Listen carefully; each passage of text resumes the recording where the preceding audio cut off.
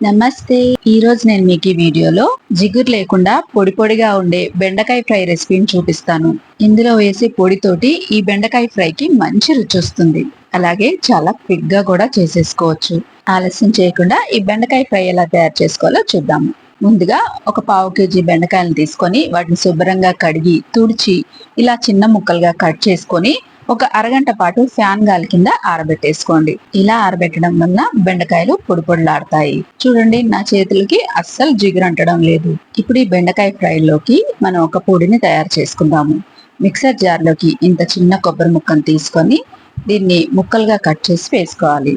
అలాగే దీంట్లోకి ఒక హాఫ్ టీ స్పూన్ జీలకర్ర వేసుకొని ముందుగా వీటిని కచ్చా పచ్చాగా దంచుకుందాం. చూడండి, ఇక్కడ నేను చూపిస్తున్నట్టుగా ఇలా కచ్చా పచ్చాగా దంచుకున్న తర్వాత ఇప్పుడు ఇందులోకి 2 టీ స్పూన్ల పుట్నాలు వేసుకోవాలి. అలాగే మీ రుచికి సరిపడా కూరలోకి కారాన్ని వేసుకోవాలి. నేను ఇక్కడ 1.5 టీ స్పూన్ వేస్తున్నాను. దీంతో పాటు ఒక 5-6 వెల్లుల్లిపాయ రెబ్బలు వేసుకొని వీటిని కూడా మనం పొడి చేసుకుందాం. చూడండి, ఇక్కడ నేను చూపిస్తున్నట్టుగా ఇలా పప్పుల పొడి చేసుకొని సువాసన పోకుండా మూత పెట్టేసి రెడీగా పక్కన ఉంచండి.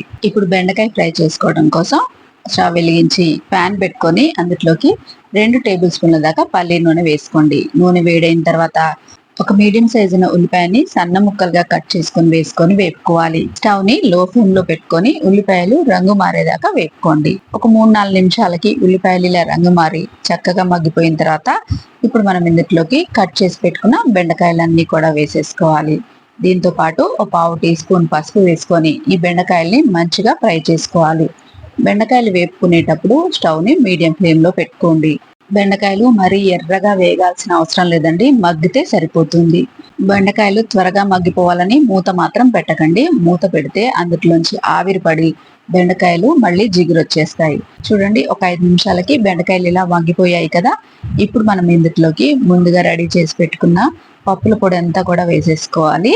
పొడి వేసుకున్న తర్వాత ఇదంతా కలిసేలాగా మంచిగా కలిపేసుకోవాలి. నేను ఇందులో ఉప్పు వేయడం మర్చిపోయానండి. ఇప్పుడు ఒక హాఫ్ టీ స్పూన్ ఉప్పు కూడా వేసుకొని 2 రెబ్బల కరివేపాకు కూడా వేసుకొని ఇదంతా కలిసేలా కలిపేసి ఒక్క 2 నిమిషాల పాటు స్టవ్ ని లో ఫ్లేమ్ లో పెట్టుకొని ఈ బెండకాయ ఫ్రై ని వేగనివ్వండి. ఒక్క 2 నిమిషాలకి కరివేపాకు కూడా క్రిస్పీగా అయిపోయి మన బెండకాయ ఫ్రై రెడీ అయిపోతుంది. చూడండి, మన బెండకాయ ఫ్రై రెడీ అయిపోయింది. ఏ మాత్రం జిగురు లేకుండా చూడండి బెండకాయ ఫ్రై ఎంత పొడి పొడిలాడుతుందో కదా. మీరు ఇంట్లో ఒకసారి తప్పకుండా ట్రై చేయండి. నేను చేసి చూపించిన ఈ బెండకాయ ఫ్రై రెసిపీ కనుక మీకు నచ్చినట్టయితే లైక్ చేయండి, షేర్ చేయండి, కామెంట్ చేయండి. ఇలాంటి మరిన్ని మంచి రెసిపీస్ కోసం నా ఛానల్ ని సబ్స్క్రైబ్ చేసుకోండి. మరో మంచి రెసిపీతో మళ్ళీ కలుసుకుందాం.